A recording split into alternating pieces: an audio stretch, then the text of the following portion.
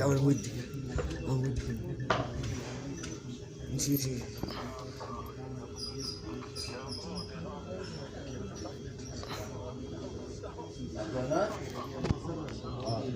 ভাই দালালেরা এই হাল করে মানুষের লিবিয়া নিছে নিয়ে এই হাল করে যে নিলে বান্ধতে দিয়েছে টাকা পয়সা হাইরি আহ কি একটা জ্বালা মানুষগুলার এমনি অত্যাচার করে কইরা তারপরে টাকা জিম্মি করে ইটালি দেখেন তালা মারে দিয়েছে কত ওরা জাহাঙ্গীর ভাই পাঠাইছে ঠিক আছে তো অবশ্যই দোয়া করি ভাইগুলা যেন হেফাজতে থাকে